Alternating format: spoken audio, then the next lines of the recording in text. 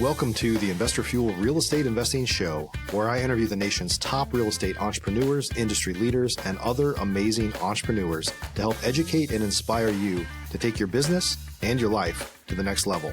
My goal is to add tremendous value to you during every single episode of this show. If you get value, I'd love it if you subscribe on your favorite podcast player, subscribe on YouTube, and my very favorite, please share this with your community so we can impact even more entrepreneurs. Let's start today's show.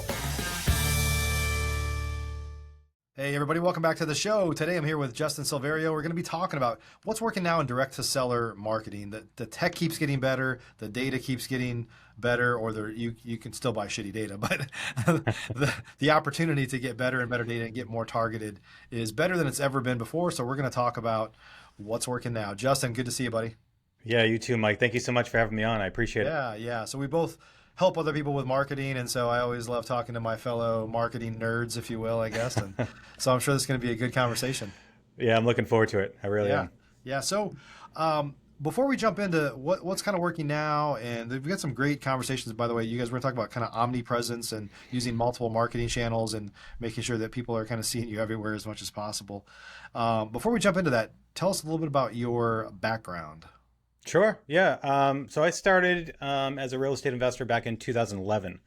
Prior to that, I was an accountant at a venture capital and private equity companies. Always loved the industry and knew I wanted to become an entrepreneur, but just didn't know how. And then I found real estate investing. And my father was a contractor for about 30 years. So I was like, hey, let's team up and buy our first property and renovate it. And he's like, all right, let's try it. So we did our first one. We made 17 grand. I was pumped. He was like, okay, we need to make more money than that. So we just started to do that over and over again. I got much more, better at finding properties off market. That was kind of always my thing. So we did that for a number of years. And then in 2016, I had a blog following that was asking me, how are you finding all of these deals? Because we were blowing away the competition. And so I told them direct mail. And then in 2016, I launched Open Letter Marketing. So that is a direct mail provider that really helps people strategize and execute direct mail campaigns. And then again, in 2022, I saw another void in the market, which was technology. So I started another company called Invelo that really spans the whole life cycle of an investor's sales process to help them from pulling lists all the way to closing deals in marketing and automations and whatnot. Yeah. So, yeah, awesome. Yeah, it's interesting because I talk about this fairly often. When I came into the industry in 2008, there were no CRMs, there was no software, there was literally nothing for the real estate investing industry tech wise, and I got into real estate and I left a tech company. So it was like, this is like, a Wild West for sure, right? And it's amazing that the maturity that's kind of happened with tools and, of course, with AI and stuff going on. It's like a whole new world that's happening. It's going to be kind of crazy. Maybe at the end we'll talk about the future and how you see AI playing into the industry and stuff like that. But yeah, so let's talk a little bit about one of the things that I know that.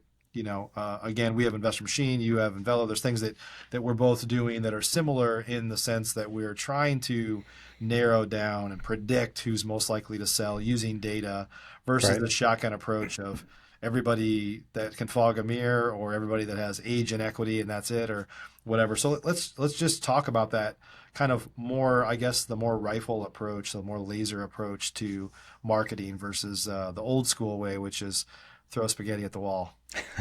Yeah.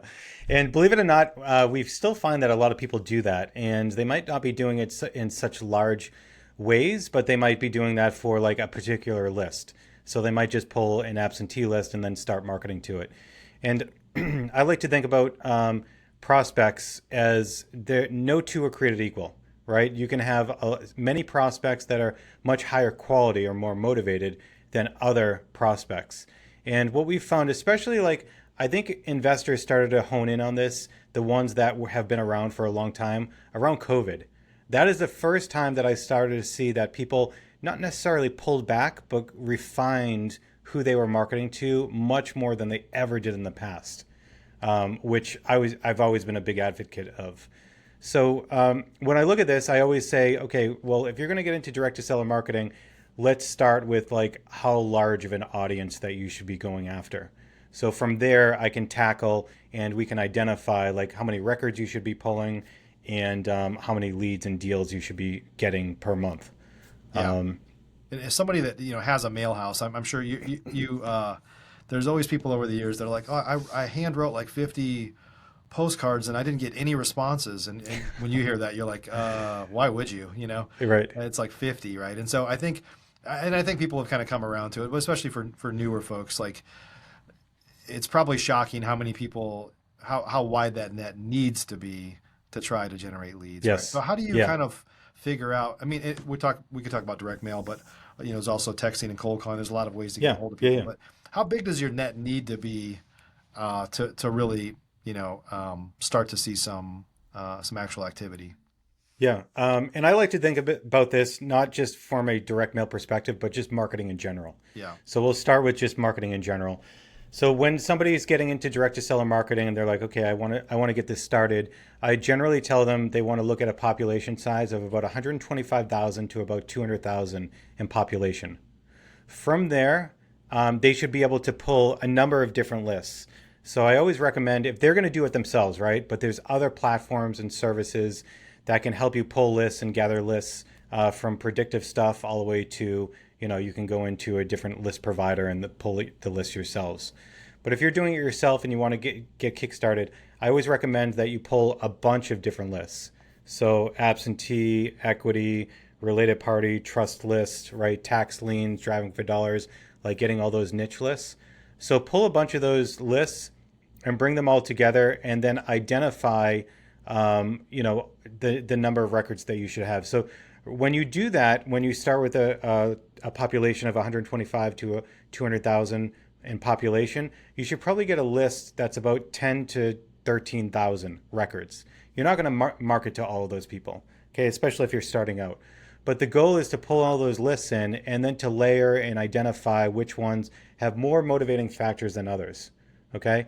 And generally what we find is that the top 2,500 to 3,000 records is usually where you want to go to and start spending your energy on them. And if you're starting out and you want to start mailing yourself and writing letters or whatever it is that you want to do, you can start there. But at least you've honed in to the top 25 to 3,000 people instead of just guessing from all the 13,000 that you had originally. So that's kind of like the goal always is to like hone in. And just to step back, I always, when I look at high quality versus not as high quality records, I generally want to spend more time or more money on the higher quality, less time and less money on the lower quality. And to give you an example, I might send direct mail to those top 2,500, but I might do cold calling or use a cold caller or, if somebody wants to do text messaging to all 13,000.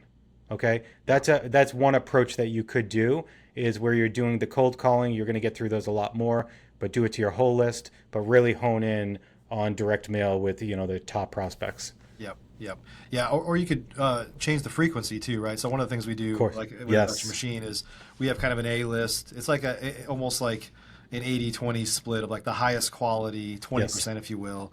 We might mail every 30 days versus every 60 or 90 days or something. I mean, it depends on your budget and depends on your goals, but the hotter the leads, the more frequently and the more ways you should probably be trying to touch them, right?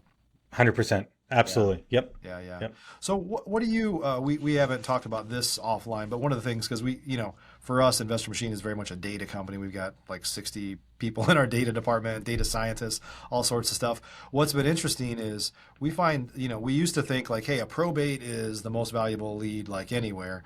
And then we found out that that's not the case. And there's certain data points in certain markets that are very different in different markets, which is kind of wild. So we used to treat everything the same way nationwide, and now we look at it differently county by county because, like, I guess, to put it another way, like to give an example, like probates aren't as valuable in Florida maybe because like there's a ton of old people there. Like Yeah. a lot of people are dying, but it doesn't mean that they have a house for. I mean, there's a lot of there's a lot of things that might not apply in some markets over the other. So how do you kind of do what's your philosophy? Do you treat different markets differently? Is it like how do people kind of learn from what's working in their market? Yeah, as far as that, I mean, we don't have as depth of a data and understanding from the data perspective as you do with a lot of people on the data side.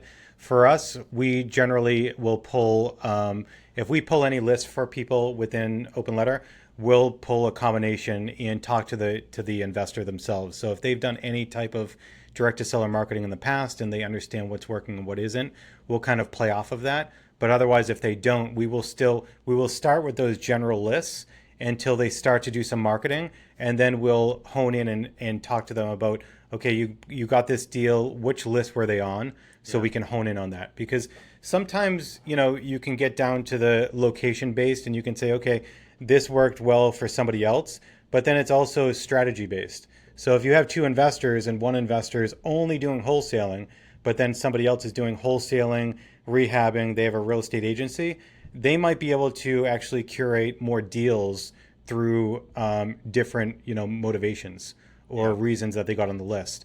Yep. So we do it from a perspective of like, okay, let's look at the real data of like who's calling back and where you're getting your deals, and then let's dig into those a little bit more. Yeah, that's great. Yeah, it's interesting too because for somebody that's we put a lot of effort into trying to predict who's going to sell. There's still a lot of people that sell. I mean, if I think back about I've flipped hundreds of houses here in the Dallas market, and there's a lot of houses that we bought from somebody that they had a lot of equity and they were older, but they didn't have mowing liens. They might Yeah. have had a probate, but it was like the spouse died 10 years ago, so it's off the Hmm. radar. But you just never know. Like I think of some of the people in even my family, my grandparents and stuff like that. At some point, they just got really sick and they passed away. But there was no public records that would have indicated that. It Right. wasn't. I mean, until the death Yeah. happened, right? But it wasn't like. I mean, we've bought houses. So to give you an example, like we might have bought a house from somebody's elderly mother, and they've decided she's fallen down a couple times. They decided to put her into assisted living or move in with them or something like that. But there's no mowing liens, there's no IRS liens, there's no tax liens, there's no late payments, there's no issues in the data, Hmm. right? And so when folks are using, guys like us or you to find those, like don't forget that there's a bunch of people out there that the data just can't probably predict that they're going to sell at some point. I like that you brought that up. That's a really good point because I'm thinking back to one of the deals that I did, and why you should still market to your full list or as much as you can based on budget. Yeah. Because I came across a property that the person lived there for a long period of time. She had some equity. You drive by the house, it looks fine, and she calls me, and once you walk into the house, I mean there was trash going above my waist. Like the house was just an absolute mess inside, Yeah. and she was like desperate to sell the house because she needed to move out of there because she was in and out of the hospital from illness because there was so much mold around the house. Oh wow. So otherwise, from the data or even driving by the house, it looks completely fine.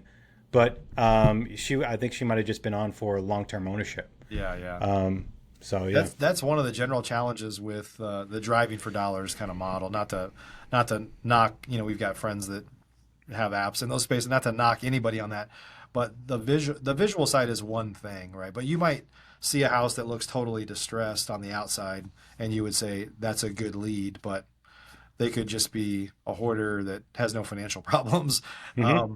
And then the house right next door, somebody could have passed away last week, but the house looks tidy and you never would have even put that on the list, right? So it's just one more data point, if you will, but you Absolutely. don't know the whole story for sure. Yep, absolutely. Yeah, and that's why like, matching up the different motivating factors with driving for dollars or like, if they also have a tax lien or something like that, that Right. increases the likelihood that there is, some sort of distress rather It than starts to just tell the more of the story, right? Yep. yes, Yep. absolutely. So let's talk a little bit about. I want to talk about kind of this omnipresence. We're kind of hinting at it right now of Yep. how you can't just use one channel per se. I know, for example, I mean, just like you, we run a mail company, but I never check my own personal mail. Like Yeah. that, my wife handles it. Most stuff goes in the trash. Like that wouldn't apply to me. I don't watch. I mean, I watch TV, but it's mostly streaming networks and stuff. So like a TV ad, I would never see it. I haven't watched network TV in like ever. Text, I see every text I get, Yeah. right? Yeah. But I get pissed if it's spam, by the way. But anyway, I don't answer the phone if I don't recognize the number. So everybody's different, I'm the though. Like, same. Yeah. I know my grandma answers every call she gets because it might be a doctor or something. Like they never know who it's going to be, and it's like, well, most of it is junk, but they Yeah. answer every call. Where I do the opposite, right? And so Mm. everybody, I think sometimes the real estate investors are guilty of like trying to market to the way that they would want to be marketed to, but that Mm-hmm. is they're probably not their avatar. 100%. Yeah. Yeah. So let's talk about kind of the importance of different channels, and then obviously the importance of them, many of them, kind of being layers in an overall campaign. Yeah. Okay. So even talking about direct mail, right, which we've been talking about already, even the different types of products or the mail pieces that you're sending will curate different responses. So just to give you an idea, like for me, I probably wouldn't look at a postcard or anything like that. But if I received a what looks like a handwritten like envelope, an invitation style envelope, I'd likely even if I suspected Yeah. that it was kind of something that it was like solicitation, I'd probably still open it just to make sure that it wasn't. Yeah. So And then there you're are like, damn it, they forms. got me. You Yeah, thought it was I like an know. invite to a I party, know. and it's like them trying to sell you insurance. Yes, and I always laugh and appreciate what they did to just get me to open it. But we start thinking about that and building like a full direct mail campaign is like, okay, not just like we're going to send them direct mail, but what types of touch points and mail pieces that we're going to send them to curate different responses from different people. So older people might respond better to handwritten letters. More professional people maybe, number 10 envelopes with typed. So we vary that up. So the variation within direct mail is important. And then going on to that, we talked about combining the direct mail or just different forms with different channels, and that is actually really powerful. We've found a significant increase in response rate when you combine both of them. So if you're sending a mail piece and then following up with a cold call, you can refer to that mail piece and say, hey, I just sent you something in the letter. I just sent you a letter in the mail about your property. I just want to make sure you receive that. Right? So if you're leaving a voice message or you're talking to the person, that creates, specificity. So they almost think that you're specifically reaching out to them. It's not a solicitation. You're going directly to them. And you can also do that as a follow-up with a text message. Depending on people's comfort of texting.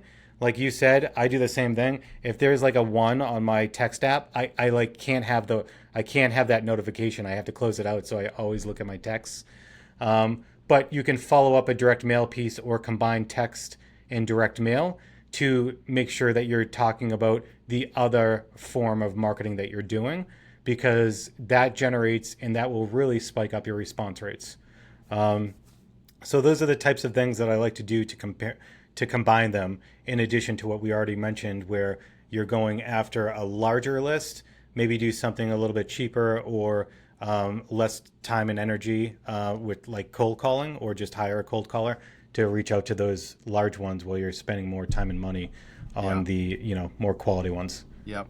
And especially on inbound marketing, like pay per click, Mm-hmm. SEO, things like that, combined with direct mail, like it's a powerful kind of 1-2 punch. So, because let's be honest, like anybody, there's nothing that I do that's high dollar. Like if I'm researching a car or buying a house or whatever. Like I go online to research that company or that person or whatever. So Yeah. even if you don't put it on your direct mail, people still go Google you and say, let me find out about these like Dallas home buyers or whoever, right? They're going to go look for you.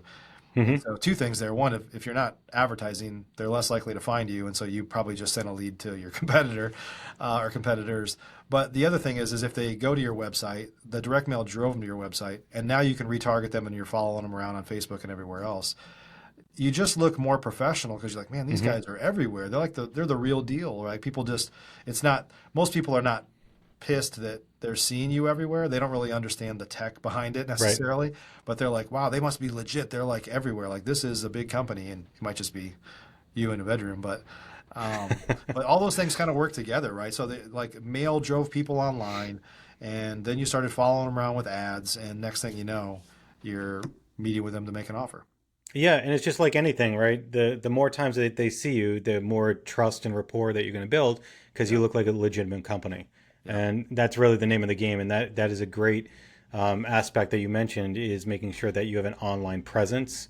That is really important nowadays. Everyone's basically Googling to see who you are and see reviews or anything like that. So Yeah. that is Yep. definitely important. Yep. Yep. So let's talk about maybe some best practices on. We just talked about retargeting, but the best kind of retargeting you could do is being great at follow Oh, up.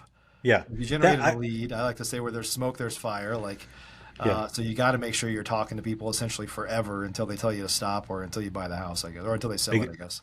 Exactly. That's exactly right. And that's you know when people go through and if they use this strategy that I just mentioned, you spend some time and effort and energy, and even if you pay for a list of data, you're spending a lot of money on that data. So the first rule in any type of marketing is you need to be consistent. I think that rule outweighs any other rule in marketing is just be consistent and constantly market to those people until, like you said, they either sell or tell you to, not market to them anymore. Because that's the number one key to success. Yeah. I always say you can send really bad marketing, but if you do it consistently, you'll get more deals than if you send good marketing inconsistently. Yeah. True. Yeah. Yeah. So let's talk about like best practices for follow up. I mean, sometimes that's texting and calling, Hmm. sometimes it's email, sometimes it really probably should be all those things. It could even be additional direct mail follow up, right? That's Yeah. we found like our very best follow up list to follow up with are leads you've already generated. When a lot of real estate investors, by the way, they think I already generated the lead, I don't need to mail to them anymore. But it's like, well, Oh, those are the best leads. Why wouldn't you mail to them? it's So let's just talk yeah. about what a best practices for follow up looks like. Yeah, so follow up on leads is critical. I mean, you and I both know that probably 80% or more of the leads that you get in, you're actually closing the deal on the follow up, not when you originally talked to them. And that's always the biggest challenge when you start out is because you don't really have a good lead follow up process, but it's absolutely critical. So, some of the aspects on the lead follow up, it's much easier now because if you've talked to them and have their consent of like being able to talk to them again, text messaging isn't going to be as bad as it was when you haven't got their consent that you can text them. So making sure that you have a good cadence and follow up is critical. And even if it's just to reach out to say, hey, has anything changed? And the way that I like to do that is when I ask people and they're like, hey, now's not a good time. Maybe I'm looking to sell in 6 months. My way of follow up is I always cut that in a half or a third, and then I start following up because circumstances can change much earlier than they think. So if they said follow up with me in 6 months, I might start following up with them in about like a month and a half, 2 months, and say, hey, just wanted to check in, see if anything, changed. If not, happy to chat with you, later on, just to get that touch point and get right in front of them. Yeah. Direct mail is a good form as well for some follow ups. I don't think you need to be as driven on direct mail because I always like to look at it as um, I follow the communication style that I have with the person. So if I was sending them direct mail, that seems like a little bit more informal than calling somebody. Once I've had a communication and talked to them, now I feel like my communication style should be on the phone mostly because it's much more personal. So I try to do that more often, either through texting or calling, and then I add layering in direct mail if I still can't get through to them on the phone Yep. or by text. Yeah. And email is another great form because now if you have their email, they know who you are. You can send a message to them, so that's another form. So the importance of just keeping front of mind is absolutely critical. Yeah. And I think that approach, needs to be more of like trying to become that trusted advisor to people, Hmm. right? And not necessarily following up and saying, "Do you still have that house for sale? Do you still have that house for sale?" It's more of like, "Hey, I was in the neighborhood and just thought of you, thought I'd check in." And or, Hmm. I mean, don't say like I'm peeking in your window right now, or anything like creepy, right? But it's more of just like happy Thanksgiving. I'm thankful for our relationship and looking forward to the opportunity to help you when the time's right. Or just like little things that feel like it's Of course. personal. The trick for us always is as real estate investors and folks that run, companies to serve real estate investors is how do you make things feel personalized when you're trying to do Hmm. it in mass? Like any Right. thoughts on that? I mean, as far as that, it's hard to do if you don't have a good system and way to automate that. Yeah. Because if you're dealing with, I mean, if you're dealing with 100 leads, it's going to be much easier to do that, right? You're going to generally remember the conversations that you had, be a little bit more specific to it. When you're going in mass, it's going to be a little bit more challenging, but you can still do that because I think that if you have generally, there's might be 4 or 5 different scenarios. If somebody's like, hey, I'm not looking to sell, or I want to sell, but at a high price, or your offer is too low, right? You can put them in these different buckets, but still have commonalities between the communication that you have with them. So the thing that's really easy to do is like if you're going to consistently follow up with them by phone, the other thing that you can tag on the back end is just a text message. And you can have text message templates or even do one manually right after that. But I usually like to piggyback 2 forms of follow up after each other when I'm doing something manual, because the manual is going to have a personal conversation. But if not, I can text them, look at the last conversation, and let them know. And again, when you're in scale, you likely have acquisitions teams. So they can be they're going to have a little bit more time to be able to call back. So that's generally how I like to do it is those 4 or 5 different scenarios, create some automation flows to them. But then when you have that personal, talk with them, send them a personal message every now and then. It doesn't have to be all the time, but because they get that personal note from you once, the other couple times that you automate, it won't seem as automated. Right. Yeah, that's great. What are your thoughts on where tech is going, kind of the future with AI and tech um, in our industry for real estate investors Yeah. in terms of marketing, lead gen, relationship building, all these things like there's this looming AI over top of everybody, and people think it's just going to do my job for me. I mean, it's more of a tool, right? There's going to be some things that people could probably Yeah. eliminate from doing, but where do you see it going? Yeah, I think in the real estate investment industry, anyways, I think we're a little bit behind in tech in other industries.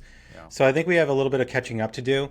As far as AI, like you mentioned, there needs to be some strong education behind it because I think a lot of people are relying on it a little bit too heavily and taking it for what it is.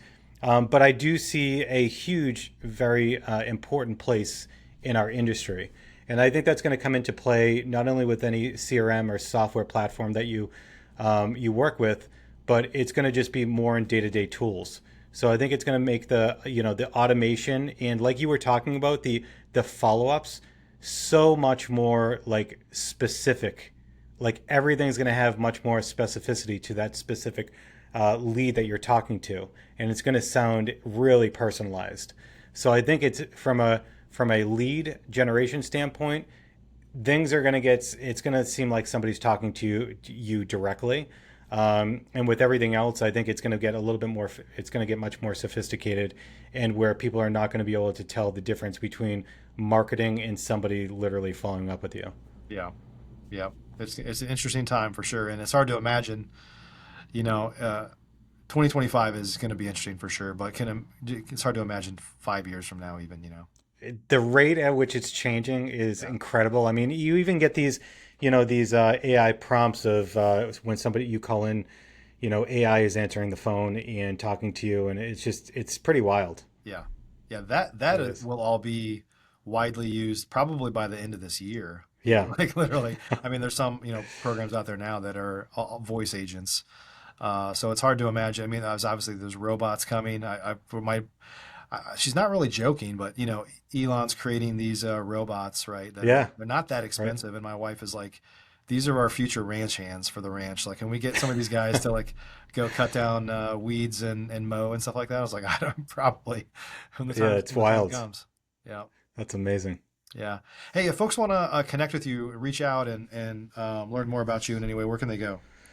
Yeah, I mean, they can go to either openlettermarketing.com or enveloapp.com, or they can just shoot me an email. I mean, I'm pretty open. So if they want to email me, Justin at openlettermarketing.com, you're welcome to shoot me an email, ask me any questions. I'm pretty much an open book. Well, man, great to see you. Thanks for being on the show today. Of course. Thanks so much, Mike. I appreciate it. Yeah. Guys, tech's moving fast, so make sure you're staying on the cutting edge of it, or you're aligning yourself with people that are, because you don't want to get left in the dust. So appreciate you joining us on today's show. See you next time. Thanks for joining us for today's show. You can learn more about the amazing benefits of the Investor Fuel Mastermind community, including surrounding yourself with hundreds of other rock stars, 100% financing on your deals, and members-only discounts from vendors you're likely already using that, as a member of Investor Fuel, will save you more than the cost of your membership. Visit investorfuel.com to learn more. You can also check out the show's notes for access to free resources, how to get access to world-class lead generation, and even how to work with me directly one-on-one. Don't forget to subscribe so you never miss another episode. See you on the next show.